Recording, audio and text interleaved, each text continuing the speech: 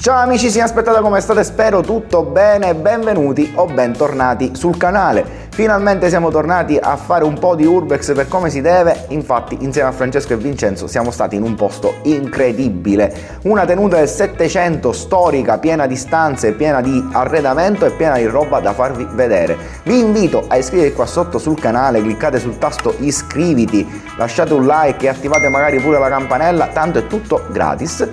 In questo video vedrete soltanto la parte esterna del patio con le stanze di servizio, con le stalle e tutto quello che abbiamo trovato al loro interno. Nella seconda parte, che uscirà prestissimo sul canale YouTube, ricordatevi di iscrivervi, vedete invece l'interno meraviglioso e tutto quello che nasconde questa villa del 700. Ma non vi dico più niente, vi lascio al video, che il video abbia inizio. Ciao! E buongiorno amici, si c'è aspettata. Oggi prestino stiamo per partire perché vi portiamo in un posto meraviglioso. Ma prima di partire, sono solo le 7:12, dobbiamo andare a prendere gli altri due partecipanti a questa uscita, quindi andiamo.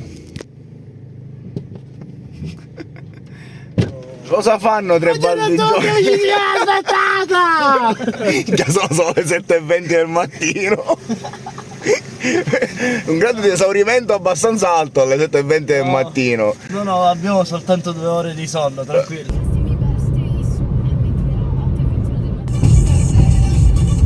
Franco, la sai cantare?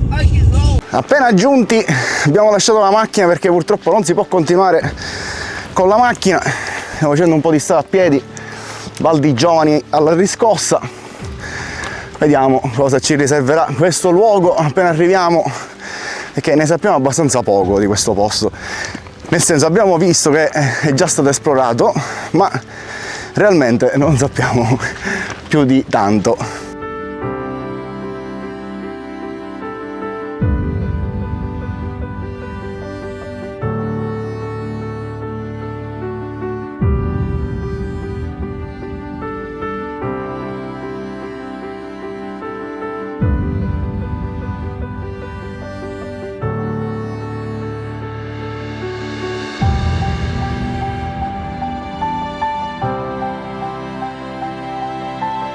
Cominciamo a intravedere il muro perimetrale. Questa è l'entrata principale. È così.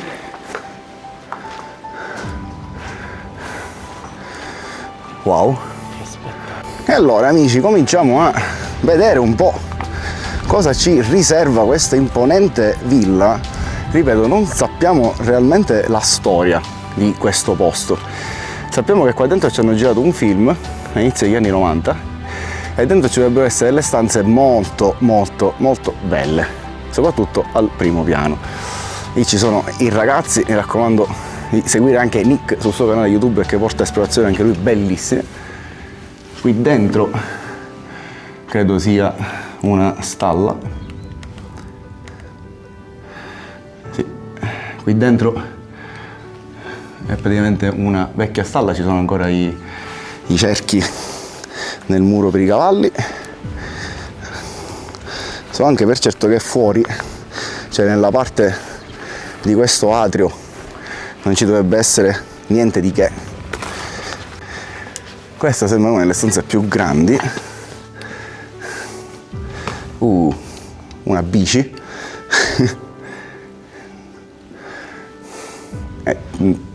Palesemente tutto molto abbandonato. Sto notando solo adesso e non mi avventuro più avanti perché, come vedete, quello che c'è a terra è il tetto e non è tanto sicuro.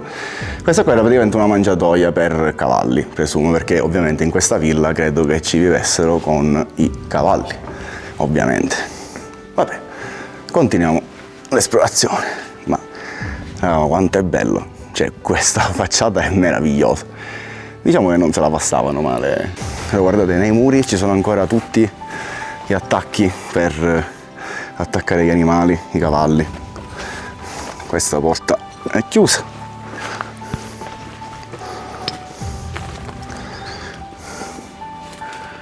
Qua palesemente un'ex stalla, ormai non più utilizzata, ma c'erano degli animali qua dentro, ovviamente. Questa è la torre, ovvero l'entrata della villa, che appunto un tempo aprivano il portone e poi si vedevano spuntare davanti l'imponente struttura.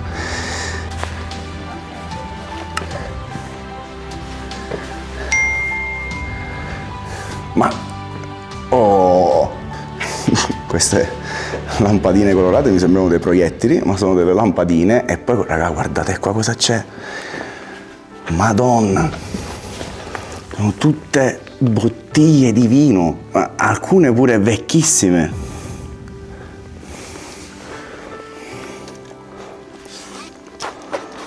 Wow, guardate qua che c'è. Io non so a che anno possono risalire queste bottiglie, anche perché non le vorrei nemmeno toccare. Cot 1966. Allora, qua ci sono praticamente pezzi di storia del vino e credo siano anche vini abbastanza pregiati, e come vedete alcuni hanno ancora il tappo. Alcuni hanno ancora il tappo, bellissime. Bellissime. Anche un baule con dei quaderni. Ma wow, atto di acquisto, ma qua ci sono documenti importanti. Canoni anno agrario 1955-56, questo è un atto, non posso farvi vedere il nome ovviamente sopra, ma ci sono cose di Napoli, ma perché? Cioè, che c'entra Napoli? Un vecchio giradischi c'è pure. Ma questa esplorazione comincia veramente alla grande. Andiamo avanti. Questa già meravigliosa stanza con questi oggetti bellissimi. Cioè, ma anche guardate questo ventilatore che mi era passato inosservato. Ventilatore Marelli. Vedere di che anno sono queste cose, non ne ho idea. Se lo sapete scrivetemelo nei commenti, perché sono molto curioso anche di imparare queste cose che ovviamente non so. Mi sa che c'è tanto da esplorare in questo luogo. Di qua credo che si entri proprio nella struttura. Madonna! Sì, qua già siamo proprio dentro la struttura, e queste credo erano i locali di servizio pure, questi, perché sono tutti ambienti grandi e senza d'altro una porta che dà da nessuna parte, quindi questo credo siano proprio o le stalle. Qua i pavimenti mi sa che se li sono venuti a rubare, perché solo in questa stanza ancora esistono i pavimenti, tutto il resto è tutto demolito dai vandali purtroppo. E questa cosa qui che non so nemmeno cosa sia, penso sempre un qualcosa per gli animali, credo. Lì ci sono i nostri amici, seguitelo, canale Nick su YouTube, tanta roba anche sui video, quindi non perdetevi, andatelo a seguire tutti. E allora andiamo a vedere da questo lato cosa c'è nelle altre stanze. Francesco e Vincenzo mi hanno detto che queste invece sono abbastanza piene. Qua ci sono ringhiere addirittura di velte, che penso siano le ringhiere che c'erano lì all'entrata, quasi sicuramente. Guardate, è bella questo fascio di luce che entra dalla finestra. Continuando da questo lato, qua intanto fuori ci sono già dei vecchi abbeveratoi in pietra bellissimi, come questo. In queste stanze ecco, Vincenzo è riuscito a salire in cima alla torre con Francesco. Qui dentro, qui ovviamente anche questo sarà stato usato come stalla, e qui guardate addirittura, non so se si vede dalla telecamera perché è enorme, c'era un arco gigantesco che è stato chiuso e murato, che dà nell'altra stanza dove ora andremo. Ma qui c'è una cosa bellissima. Che peccato. A parte ci sono ancora i pavimenti originali qua dentro, e questa cosa mi rassicura, nel senso che vuol dire che non è stata vandalizzata chissà quanto questo posto. Ma questa botta è meravigliosa, raga. con questa sedia accanto, guardate che bello scorcio scenografico.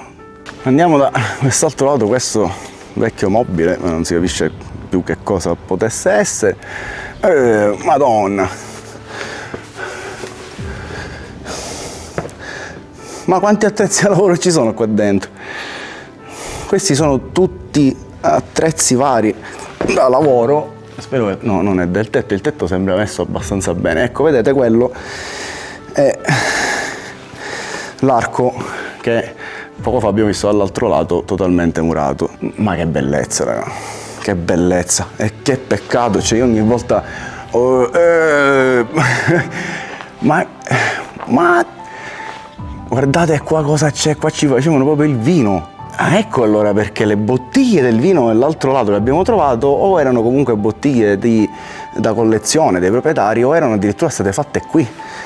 E qua, cioè qua era dove pigiavano il vino, queste stanze qua sicuramente era dove pigiavano il vino, che poi veniva messo ovviamente qui.